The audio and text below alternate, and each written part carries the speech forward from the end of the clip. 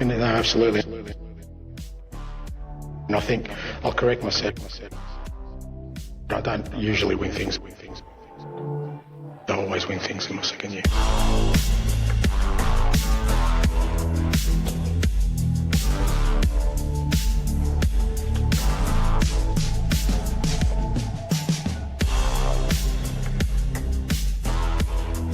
Welcome, listeners, to The Extra Inch. My name's Windy, and I'm joined by my sidekick, best friend, globetrotter, Europa League winning supporter, Bardi. Hello, Bardi. Johnson again, ole ole!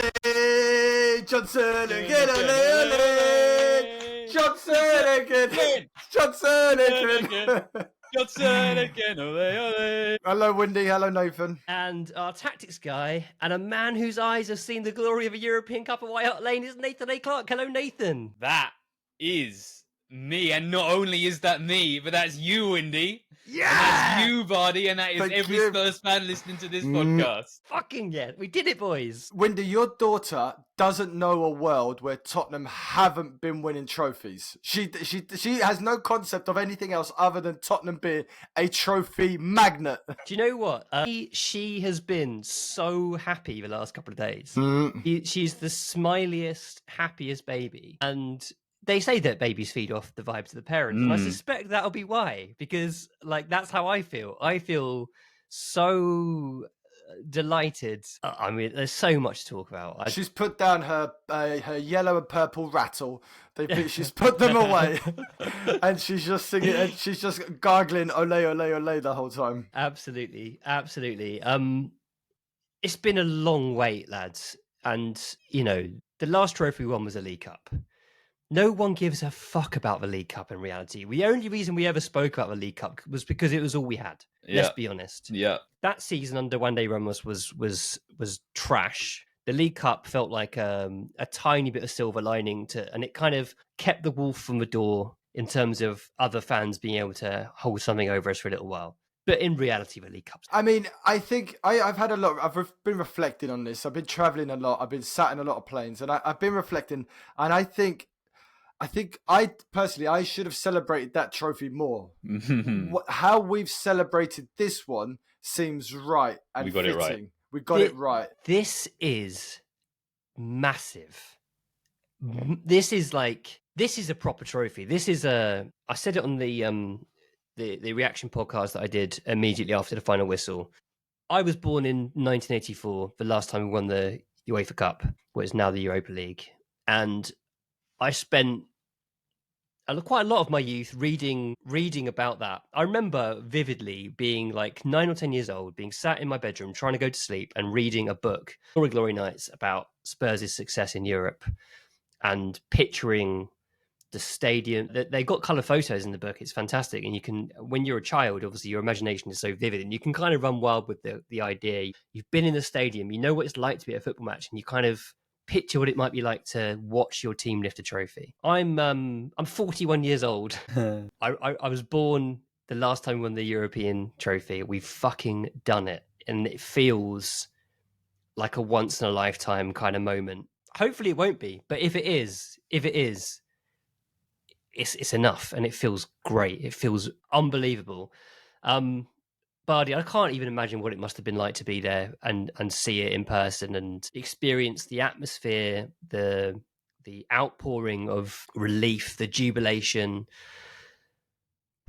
Talk us through it. I got to Bilbao because of flight changes and everything else. I got there Monday afternoon and Monday evening, and you could feel you could feel Tottenham there. There was Tottenham on every single corner. There was every single bar. It was quiet there because obviously the masses hadn't arrived. But every kind of corner bar had a little group here and there of Spurs fans sat down having a beer, enjoying the nice weather. And then gradually, as the week progressed and the day got closer and closer, there was more and more and more Spurs fans. There were United, obviously there were there, but not in the numbers of Spurs fans. We would just congregate, and it was just like, a big community was there, and it was such a nice atmosphere throughout the city. I did some Patreon stuff about amazing work with your diary.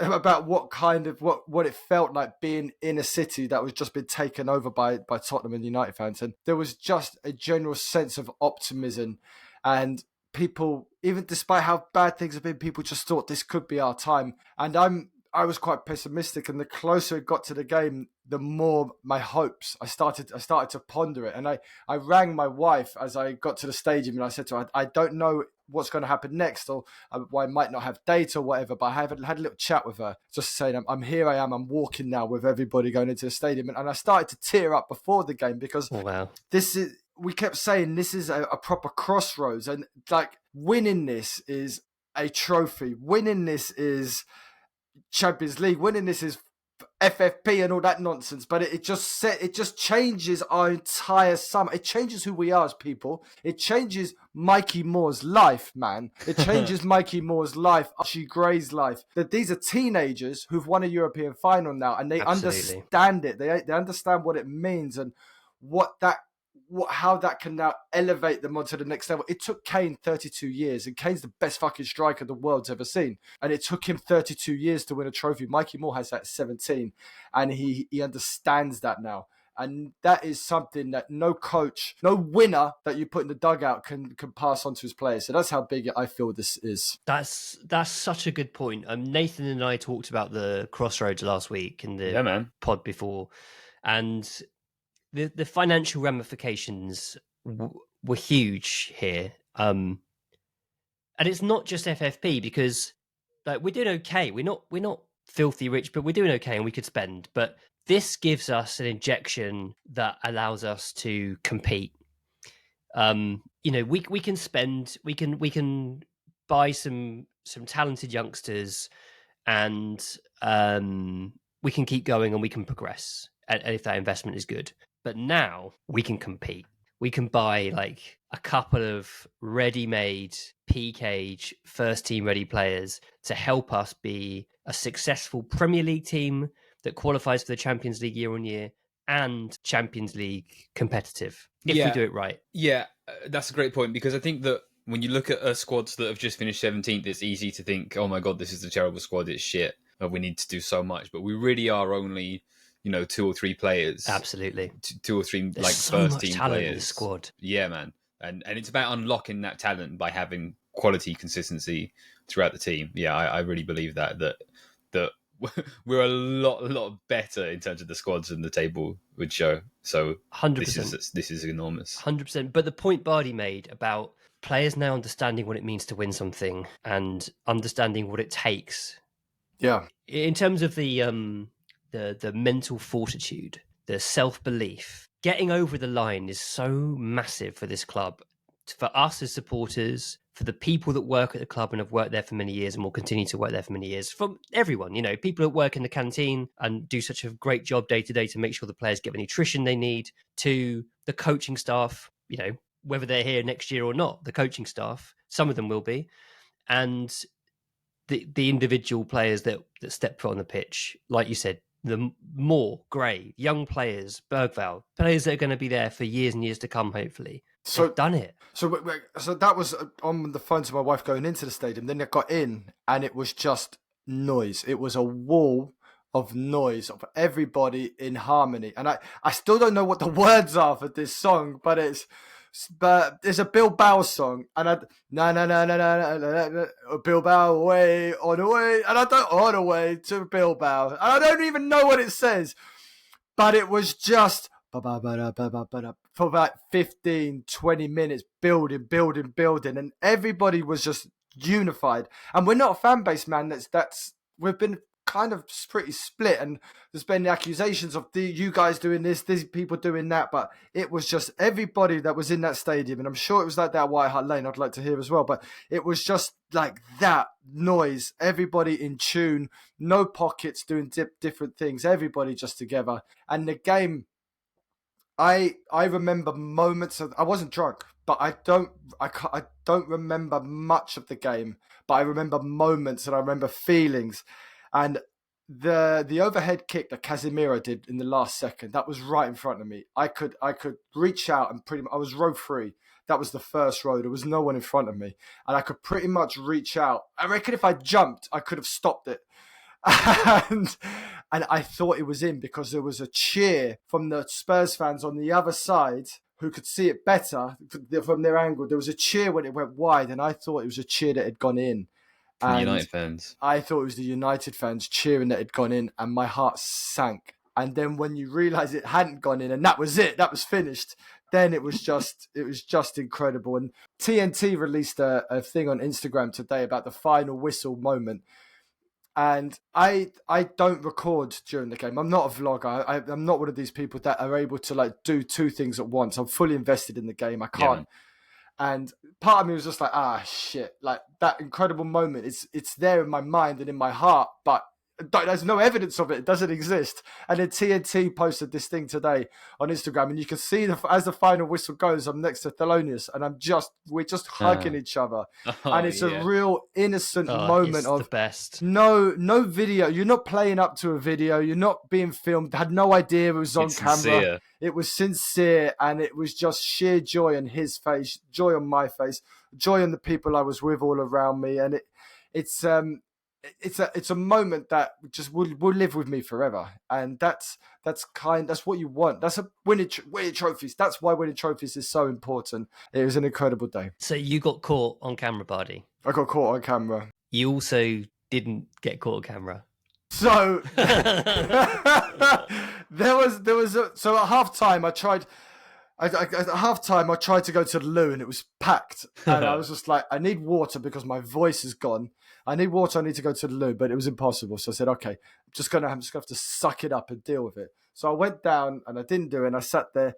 Second half started, and then there was a free kick deep in our right by the halfway line. Somebody went down on their team. Someone went down on our team, and I'm like, right, this is my moment. I'm gonna go. 5 minutes here, easy. I've got a couple minutes to dash up there, have a pee, and get some water. And a few people did the same.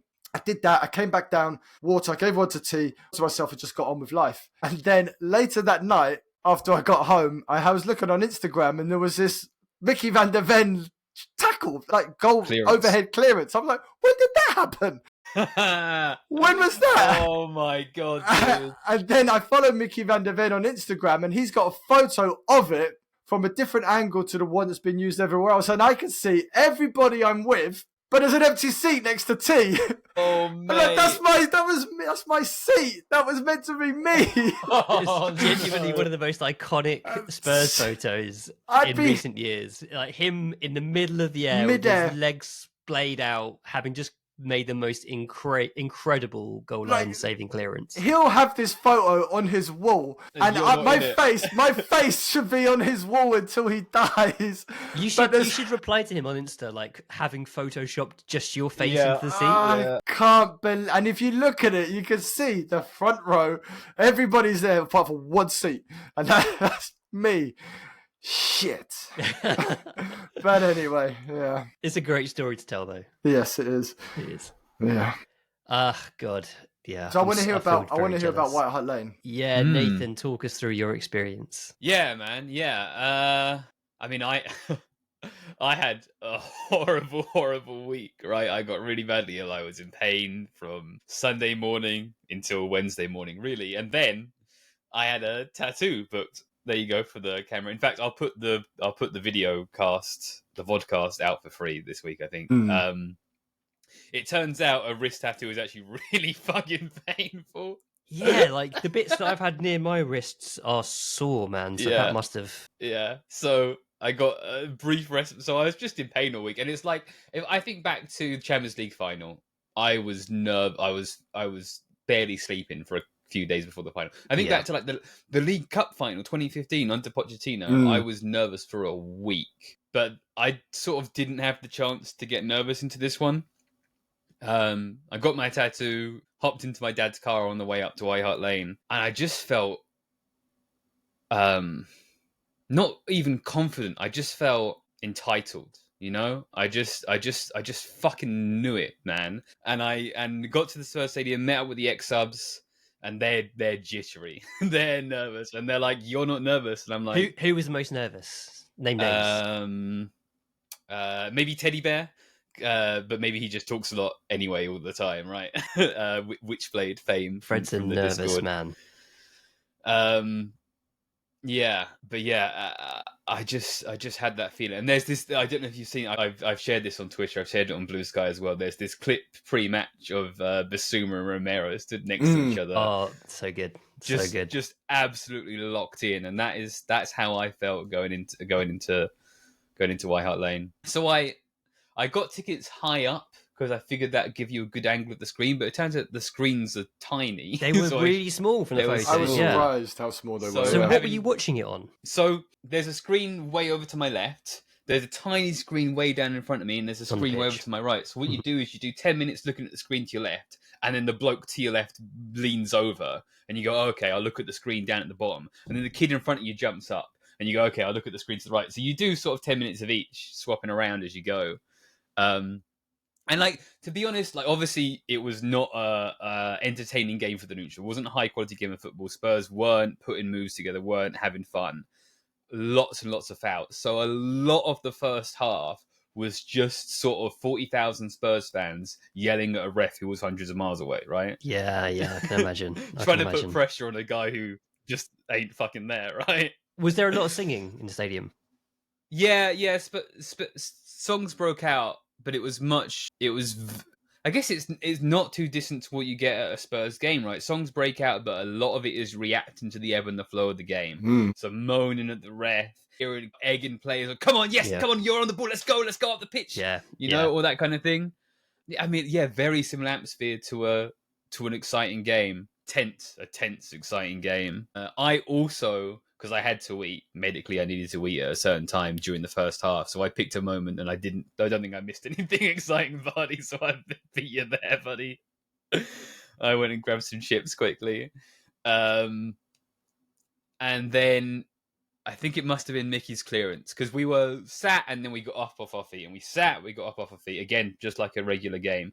But Mickey's clearance, everyone in the stadium was brought to their feet by Mickey saving the ball acrobatically, and then no one sat down again after that, I don't think. Yeah. It got tense. It did get tense. I would shout out to Big Kev.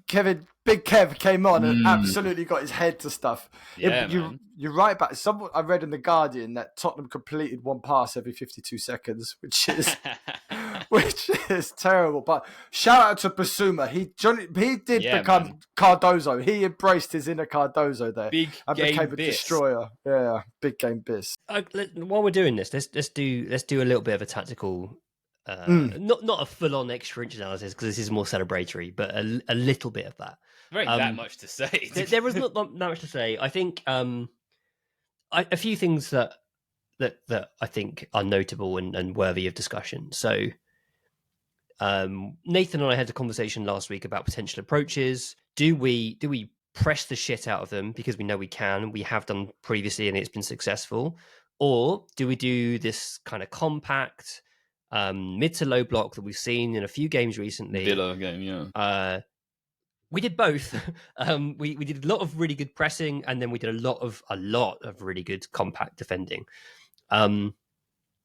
What I thought was what I did not expect from this game, or would have been unthinkable a month ago, is that United would play Bruno in their deep midfield position to allow them to be brave on the ball and find solutions to play out from the back and build up. And Spurs would be like trying to make the ball stick in the final third with two kind of like target men style players and a offensive duelist in Johnson. That's like one of his specialisms, and playing for second balls. Like that's a complete switcheroo that I didn't expect. I thought it'd be the opposite. I thought like a month ago I would have said Spurs are the ones trying to play, and Man U are looking for second balls and pinging crossfields and all that kind of stuff.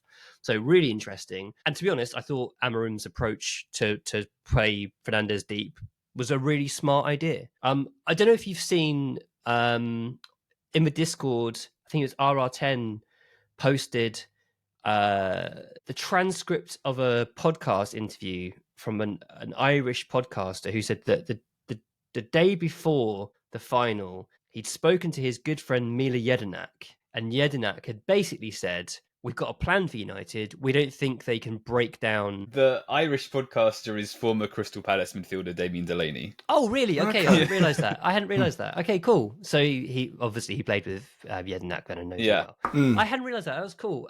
So yeah, Jedinak said we've got a plan for United. We don't think they'll be able to break us down if we're compact and we defend solidly and deep. And that is a calculated gamble we took, and it absolutely paid off. I've been really critical of Ange's use of subs this season. I think it's really important to say absolutely fucking nailed it with the substitutions. Bardi's already referenced Kevin Danso. I thought that was a perfectly timed sub. Starting Richie. Starting with Richarlison. I mean, Richarlison was like third name in the team sheet as far as I'm concerned. Perfect for a game like this. Yes. Perfect for a game like this. And Archie Gray, when he came on, added the energy levels we'd started to lack. With Solanke was exhausted, and Gray helped take over some of that sort of pressing and intensity, which I thought was really, really good. There was just so much to applaud about the way we managed the game once we got ahead. And it is risky, like playing that way. It is because it can change in an instant, and suddenly you've made all your critical subs, and it's going to be really hard to go again. Well, but we've seen that under Mourinho and Conte plenty of times, right? If you're going to roll around in the mud, you need Richarlison on, because he's the king of it. He's the king mud, and but not just that. He had the one bit of inventiveness we showed that led to the goal, and that was him and Bentancur combining to switch the ball out to Sarr, and then Johnson Ole does what he does. He caused caused chaos, caused a problem for Shaw and Onana. So on that goal, I've been critical of Pap Sarr all season. I think objectively Sarr has had a really disappointing season. For that move, he's won us the game. Pap Sarr has won us that game. The interception early in the move is vital. Yeah. He then drives forward and takes a minute and force a pass. Doesn't force a pass. Thinks, do you know what? I'm just going to offload this, and then I'm going to create an overload in the wide area. And then I'm critical of Sarr's short passing a lot. His long passing is really good. When he strikes the ball with his laces, he's really effective. And the dip on that cross was technically so exquisite. And like you said, Barney, Johnson does what Johnson does. He gets between the sticks and he makes use of himself. And it's interesting because I was absolutely adamant that that's a Shaw own goal, because Johnson kicks it away or nudges it away from goal originally, and it comes off Shaw and goes back towards goal. But there's one image, one angle where it kind of looks like maybe Johnson's studs grazed the ball on the way, as he's falling over. And I don't think you can tell. I don't think we're ever going to know if Johnson actually did touch that ball. But frankly, given we don't know, I think it's absolutely the correct thing to give him the goal in those circumstances, because maybe it was him. Maybe it was him that got the final touch, and that is such an important moment. And it would have been I think it's funnier if it's an own goal, if Man U lose to an own goal. But what a thing for Brennan Johnson to always have against him. What an important moment for this football club and for him as a footballer. Fabulous. That ball took forever to plop in. Did you know it had gone in immediately, or? Well, because it was there. It was obviously, as I said, the Casemiro chance was right in front of it. That was you're watching at it. It's gone quick. It looks quicker on TV than it does in real life, and it's kind of there. And then you see Onana go down, and it's there again, and then it's just. And then it's in, and then it's in, and then it's amazing. Because I don't normally sit that close. I'm normally row 11, but row 11 at White Hart Lane seems much further away than this row 3 did. It's a cracking little stadium, to be fair to Bilbao. It's a real nice. Is it a small amphitheatre. pitch? I was getting the impression it was a slightly small. It was not a standard size pitch now. Everything felt smaller there because it's really compact. If you feel like we're old close, White Hart Lane. Yeah, you're really on top of you're on top of everything. So it is kind of special in that way. But it did take a while to go in. Yeah, man. It was a delayed reaction at the Spurs Stadium. Yeah, because we were like, "Is that in? They're celebrating! Oh my god! Yeah. So I mean, watching the game at White Hart Lane was kind of a little odd in ways, but the moment the final whistle went was so special to celebrate that with tens of thousands of other Spurs fans. And to your celebrate dad. it with my dad. Yeah. I mean, I was like I told you, I was just super confident about this game, but with a few minutes left, the only time I got nervous is when I was worried about potentially making a foul in the box. Yeah. I thought it was a penalty when Porro dived in on Garnacho. I thought that was a penalty. I was expecting VAR to come. But yeah, with a few minutes left, I start dumping adrenaline and shaking, and the final whistle I had the goes. shakes. I had the shakes. Yeah, absolutely. And I just started fucking crying, man. Yeah. I just started crying. It was incredible. I took a picture of my dad. You can't see the picture, but there's tears in my eyes and on my cheeks. Wow. And then I mean the the thing with the YR Lane is that they turn the screens off pretty quickly after full time, and then they turn off the jumbotron screens before the trophy lift. Oh. So you've got to go onto they're trying to kick us out. Meanwhile, fans are storming the pitch. I was too high up to get on the pitch, which is a shame. Maybe I should have gone into the concourse, gone down, got on, whatever. But yeah, they're obviously trying to get us to go home because they got to start prepping for Sunday or whatever. So they showed the trophy lift though. But you had to go onto the concourse to find a screen there. Okay. You had to go indoors. Oh, so okay. a lot of people on the pitch missed the trophy lift or were trying to watch it on their phones or whatever. Yeah. So I went in, we went in to go watch the trophy lift at the long bar there, and and then walking home, there's just a huge party on the high street. Huge party, flares going off, people climbing things all over the streets, singing as we walk down the road. And then you move away from that group, and there's cars tooting out, do. Nice. And there's people leaning out their windows from their houses singing Johnson again. Ole, ole. Oh my god. It was so special. It was really special to be there. That's amazing. I mean, I live in Cheshire in South Bucks, like quite a long way away from Tottenham, and like there were people walking down my road singing Spurs songs into the early hours. Like it's partly because they've come off the tube and they've been at the game or whatever, but like quite close to not long after the trophy lift, there were people singing Spurs songs right outside my house. Like they'd just obviously come back from the pub, and it was great. It was so great. And because this doesn't happen all the time, we haven't grown like immune to it, like City have. Even perhaps to an extent, United have. I mean, they won the FA Cup last season against their rivals in the final. So even perhaps they've just become, even though they're really bad, winning has just become part of their nature, where it hasn't been like that for us. And everybody has been sticking the knife into Spurs for the last 10 years, man. There are clubs, as you can clearly see, Newcastle, Crystal Palace, man. They've gone much longer than we have without winning anything, and no one's ever stuck the knife in. And I think all of these adverts, Domino's, Paddy Power, all the rest of them, taking the mick out of us is bit by bit. It just annoyed us. And Wednesday was just, have that, you bastards. Who's got, like, it's 2 days now since Tottenham won a trophy. Have that. I put a post on Blue. Let me just read the post I put on Blue Sky because I think it sums up like my exact feelings on that point, Birdie. I put, we've been the butt of the jokes for so many years. We've come close and failed and suffered.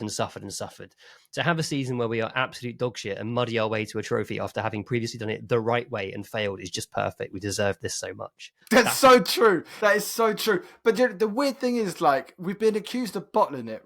2015, when we lost to Jose's Chelsea that won the league that year. Right? 2019, we lost to Liverpool, Klopp's Liverpool, that did 98 points and came second that season. But they did did they win the league? No, whatever they did 90 plus points in the league and were sensational. And then we lost to Man City, Pep's Man City with Ryan Mason in charge. So it's been really unfair calling us bottlers all these times, because considering who we've actually lost to in finals. 100%. Conte's Chelsea in the semi-final. Yep. As well, you know. We've not just been throwing it away all over the shop. Yeah. And look, hey, I said this when we weren't winning cups. It's just a matter of persistence versus bad luck. You know, if you keep making it to semi-finals and you keep making it to finals, you're going to win one eventually. And I believe that then, and I believe that now. Yeah. Yeah. And all that shit is gone. All of that stuff is off our back. All of the stuff about it somehow being innate to Tottenham. Yeah. That we lose things, that we fall apart.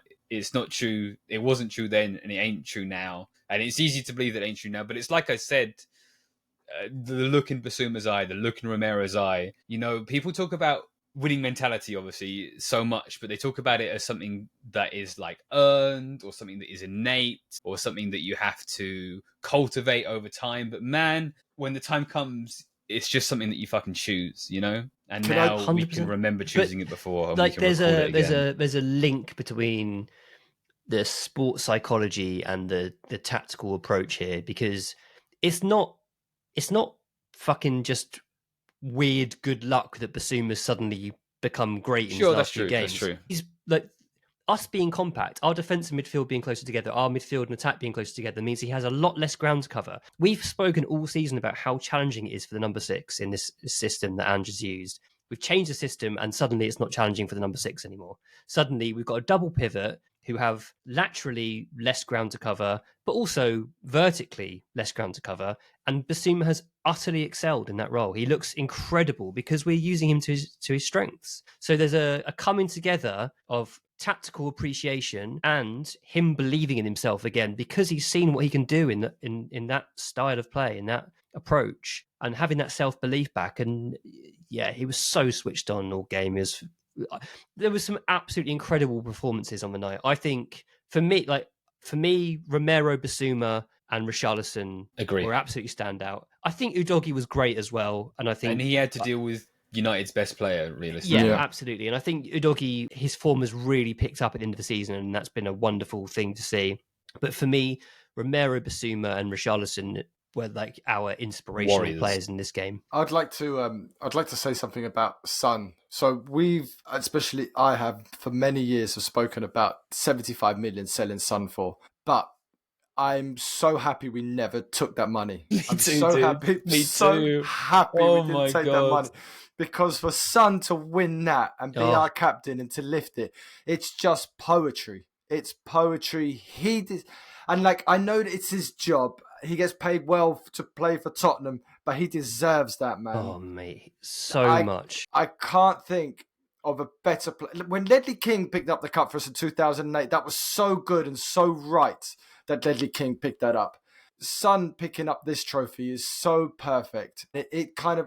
He's done his tenure. He's done his time now with Spurs. He's finished it. Whatever Son does now, he's a Europa League winning captain who picked up a trophy for Tottenham. That his photo will hang for until the earth blows up in our stadium, and he deserves that. Absolute lovely human. Build a statue. I'm not even joking. I think the thing, like it being him that lifted it, for me elevates the experience the most. Agree. Like I think this isn't our most lovable squad in my opinion. I think like the squad we had under Pochettino became so, the bond with the fans at that time was like nothing I've ever experienced as a Spurs fan, and I don't think we're there yet with these players yet. It might change. I don't think we're there yet. This is a significant step in that direction. This is a significant step in that direction, but we're not there yet. But Son is like an embodiment of what it is to be a Spurs player. He's almost an embodiment of what it is to be a Spurs fan. The way he speaks about the club, the reverence, the grace with which he speaks about our club. He understands that he is just passing through, but at the same time has achieved greatness, and that hasn't been underlined with a trophy until now. And he said it himself, he's a Spurs legend. He is a Spurs legend. He would have been a Spurs legend without this, but this absolutely cements him as a Spurs legend. I'm sorry, Harry, but Son is the most legendary player of our modern era, in my opinion, because he stayed. The boy who stayed. Kane gave up. Kane couldn't hack it anymore. He gave up, and when he went and Kane sought was his pushing trophy to elsewhere. Kane was pushing to leave. We brought in Nuno Espirito Santo as our coach, and that is when Son signed a 5-year deal. He said he wasn't leaving Spurs until he won a trophy, man. And let me tell you, I'm tearing up again. Harry Kane has won a league title, which is an incredible achievement. I guarantee you he would, if he could, turn back time, stay at Spurs and have been a part of this trophy lift. and been a part of the celebrations, because it would have been way more special and important for him. And he will be jealous of what Son's had. Do you think We that's shouldn't- why his commentary on it has been so muted? Because Probably. But this isn't about Harry Kane, obviously. It's about No. Son. And what I'm trying to say is, Son is such a special. He's a pretty special human being. The way people talk about him, you know, statue. For sure. absolutely a statue. Absolutely a statue. Son took moments away from the celebration. So like they would celebrate in one part, move to the next part, move to the next part, and you'd often find Son just wandering by himself, just soaking it up, looking at us, and just spending moments like reflection. And I think there's a really nice photo of Moore and some of the other youth kids just taking a moment away from it all, and. I don't know. You can't speak. I don't know if it will sink in yet for these guys or even for Son.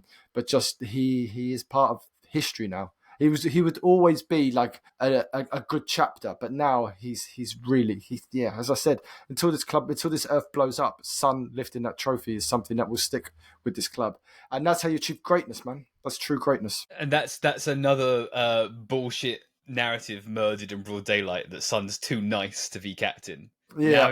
Now he's a trophy lifting captain. 100%. And there was Madison was there, Kulusevski was there. There was you could I feel so Okay. had Madison played, I think we would have battered them. Oh mate, Yeah, we would have battered 6-0 easy. And Romero really stepped up. He was a giant in that game. That's the World Cup winning player that we saw, that in those big moments just stands up. Hey buddy, do you know how many cup finals Romero's been in? 3. Is this 3 or 4? 5. Five. 5 finals he's been in. Do you know how many cup finals he's won? I imagine it's all 5 now. All fucking All 5. Yeah. 5 for 5, motherfucker. 5 for 5, some of that. That's a winner right there. Yeah. And we talk about crossroads. This is the only thing that could have made him stay. I think being in the Champions League and having now the financial might to compete is the only thing that could have made Romero stay. And fingers crossed he does, because he is a colossus of a player. He's incredible player that elevates us in ways I don't think we fully appreciate at times. I think he's become really underrated in and out of Spurs now. Like people in the Discord are really not Romero fans. I don't get it. I don't think there's a better ball playing defender. There isn't. Going. He has his moments. Don't get me wrong, where a player will get away from him in the box. He is not perfect. by Yeah, any that's stretch. his style of play, man. Yeah, he plays on the edge. And people talk about him like he's still getting like 4 or 5 red cards a season. That's just not staying up. Absolutely. I want to read a few. We've had some lovely messages. Some of which we'll save for our main pod on Monday, but a few messages. So this is from our friend Gabriel, who helped us out with the sound at the last live Shout show. out, Gabriel. Yeah, lovely guy. So Gabriel says, currently sitting on the train from Biarritz up to Paris with a Eurostar straight away into King's Cross and plans to head straight to the stadium to catch the end of the parade. I'm still, 36 hours later, overcome by this overwhelming, slightly stupefying, beautiful wave of relief, happiness and awe, all perfectly mixed with exhaustion and a lost voice. I feel dazed and in a dream state. Only football can make you feel this way. As a 27-year-old, I've seen us have great teams with nothing to show for it, dashed hope over realised joy for our players, the staff at the club and our fans. I feel so lucky to be able to now say that I'll be forever grateful for that night in the San Mamés and the beautiful, fantastic host city of Bilbao. I just wanted to take the opportunity to say 2 things outside of anything particularly football related. I had a seat free next to me at the game, one of the probably less than half a dozen seats free in the Spurs end. It's made me think of the person who, for whatever reason, wasn't able to make it to Bilbao to see that night, and subsequently those people that have been and gone between these 41 years of European angst, pain, despair, and ultimate jubilation. We should savour this moment as Spurs fans for those people that didn't get the chance to see and feel this moment. Those people that also so badly deserve to see us get over the line. And genuinely, the reason why I'm messaging, thank you to the 3 of you. Oh my God, this is embarrassing, but I'm going to read it anyway. You guys deliver every time, even when the team hasn't, and you guys almost certainly would rather be doing anything else than talk Spurs. This season has now had the highest of highs and the lowest of lows. And for us fans that spend so much emotional capital in this club, having the catharsis and comfort of you, Bardi and Nathan, all letting us into the conversation is such a blessing and help in processing pain. And for the days when it's great, I know I speak for thousands of others in saying that I wait impatiently for the episode to pull through so I can once more relive the glory. Last night in San Sebastian, we met an American guy, Sean, from New York City. Our shared love of the extra inch saw us spend the evening together, reliving the game and telling stories of a night that will forever be etched in our memories. The podcast having that power to connect is so special, and I feel so lucky to have the show as a constant drum in my life. Oh God, like I'm tearing up now reading that. Yeah, man. Fucking hell, thanks, Yeah, Gabe. man. That means so much to us to have you say And that. shout out to the listeners who came and said hi to me at the stadium, all of them, except the guy who stepped one step away from the urinal he was using and hugged me. But everyone else. Wash your hands before you hug Nathan. Alcohol do funny things to people, right? That was after the win, to be fair. No one was in their right state of mind. Absolutely. I want to read this one as well, because it's about the approach that Ange took. And I think it's really important to acknowledge that. It's from James Sullivan, who says, I'm back from Bilbao and it was glorious. I even got to say hi to a drained Bardi in the airport on the way back. I have one reflection on why we won. Ange has created a special family atmosphere. You saw it at the end with players and their extended families in the pitch. Son's parents were in the away end a few rows behind us. The players said that Ange showed them video messages from their families the day before the game. For all the talk of tactics, that is elite management. I can't believe there was previous talk that he'd lost the dressing room. So on to my key point. Whether Ange stays or goes, Spurs will always need a head coach that can maintain and build an atmosphere like that. It's not a Conte or a Mourinho. It's a leader that sticks around, fights for the club, and wants to make the name at Spurs. Don't forget that criteria beyond the tactics. As for Ange, he is an elite leader and is a big reason why we won. I think that focus on family and the stuff about why the players are there, and so there's a speech that Ange gave post-match after the trophy lift where he's talking to the players' families and thanking them for being a part of the journey and explaining how important they've been. And I do think that is such an incredible motivational tool. And it's not just a motivational tool. It comes from it's authentic. It's genuine. He means it because he feels it. He said it from day one. The influence his father has had on him is so huge. And for him to be able to tap into that, like, resource for him and share it with our players is huge, in my opinion. We talked about the tactics earlier. Like, I think that, not to take away from how things played out tactically, and we talked about Jedinak speaking through his reasoning, I don't think there was really a wrong way to approach this game. I think if we'd gone out and tried to press United, we could have won the ball high and created loads of chances that way. But how Ange has played it emotionally is absolutely perfect, right? Yeah. Truly, truly masterful. And we've got lots of questions about, should we stick with Ange now? Do you think we should change coach? And I don't think we want to do those this week. This is not the time. No. Like, this is a celebratory moment for the club. Yeah. And Ange deserves the dignity of being able to celebrate without a question of his future hanging over his head. Whatever does happen next, whether he stays or goes, whether he's with us another 5 years or just a few months or whatever, he will always have a special, special place in my heart and with this club. And it's different to Juande Ramos, right? It's fun. So Juande Ramos, I said earlier, the League Cup in hindsight means nothing, means little. It doesn't mean nothing. The League Cup is still an important moment for those of us who watched it and those who are in the stadium. The relationship that Juande Ramos had with the fans is so different to the relationship that Ange has. Ange's relationship with the fans has been volatile at times. It's been on the edge. It's been challenging. It's been difficult. But he is a truly authentic person that gives part of himself to the job he's doing. He's given part of himself to us as fans, to the players, to the club as a whole. Like, all the discussion around his future will come later. He deserves, in this moment, to be able to say, do you know what? I fucking told you I'd do it. I fucking told you that I always win something in my second season, and you doubted me. You, Windy, you, Bardi, you doubted me. I said in the preview at the very first podcast of this season, I said we'd win the Europa League. Yeah, you also said we should sack him and bring Moyes in for the second leg of the semi-final, Bardi. So you got to wear that one. You got to suck this one up, Bardi. I'm afraid, as do I. Like, no, I never said not sacking him would mean we'd lose it. I said sacking him would double our chances. So we already had a chance of winning it, which he showed. I said we would double our chances. Whatever happens, I've had messages from non-Spurs football fans who really know their stuff, who've said, I didn't think Spurs had that performance in them, and you really deserve to win that game. Even from Man United fans that I know, they've said, it's painful, it's hard to take, and Man U were the team that played all the football, but you know what? You deserved it. And I think dog shit football. They were never gonna do shit. They're terrible, man. it reminded me of us early in the season.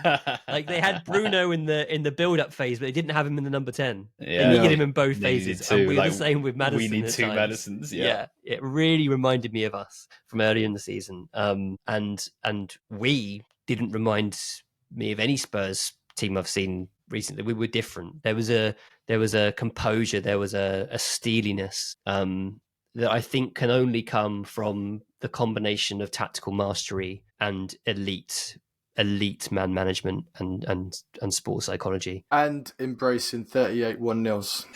Yes. Well, no, this is the thing, right? And I do think this is worth saying. It's like, obviously we won this game doing that low block and counter style that I've derided so much under Mourinho, so much under Conte. But like, it's about using it at the right time, bringing it out for the exception, right? Because you can't do that week in, week out, because it's just mentally degrading.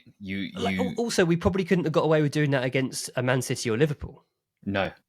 Like I don't think so. It's understanding the opposition and being like that interview that Jednak did with Damien Delaney, like absolutely sums it up. They knew the opposition. They understood what was coming. They'd analysed them. They predicted the way the game would go, and they got it right. I got a beef with UEFA. I'm going to bring this up. Right, so the trophy lift is a wonderful thing to watch on TV, but you know what? In real life, it's a terrible thing to see. Yeah, I bet. Because you don't. They position it right where they have all their big dog cameras. They do it in front of all UEFA's executives. Yeah. All the richest people in the stadium are. It's done in front of them. And they put the boarding up as well, so you can't see. They put the boarding up, so the fans can't see anything. So I'm gonna put a little knife into UEFA there. And when they do they send you around a survey. How was your experience? That bit was awful because it's set up for TV and UEFA's directors, not for the fans. I didn't like that bit. Otherwise, it was a perfect day. That's some bullshit, man. That's some bullshit. Yeah. Like, put it in front of our seats, man. Put it man. They've took the goal down. They should really do it. And then, but then I guess, then whoever's UEFA's top dog, they miss it. One more email from a fan. This is from Neil Gosling, who says, "Boys, this felt real good. Not as I expected it to feel, weirdly. I wasn't all let's go fucking mental celebrating, but more feeling a massive weight lifted and a complete erasing of this entire season to this point. I could not care less about media and other fan rhetoric, but I noticed something yesterday. I'm writing this Friday morning on my way to Wales to go mountain biking. Have a lovely time, Neil. After watching all of the YouTube content and social media videos, I thought I'd pop into the Sky Sports app to see what they had to say. I thought I'd dreamt the previous night. The first 6 stories were about Man United. The next one was about Arsenal transfer plans. Then McAtee potentially moving from Man City. The 10th story was Spurs. The constant narrative from these people is our failure to win. And when we do, it's a side note. I feel this is incredibly telling about the sports journalism in this country. We are champions of Europe, and I don't care." But you know why they do that? Because Sky would have to pay to use footage of the Europa League. So when Sky were doing their reports about Tottenham winning it, all their footage was from White Hart Lane, because I guess they don't have to. I guess they have an agreement, and they don't have to have the contract, right? Exactly. So they don't have to pay the rights to show the trophy lift and everything else. So I don't watch Sky Sports TV, but I imagine on their news reports it might have been a still or a photo, because that would be a lot cheaper. So for Sky to put together a big package of content on that would have cost them a bit of money. Yeah. So that I don't know why I'm defending Sky. They're pigs.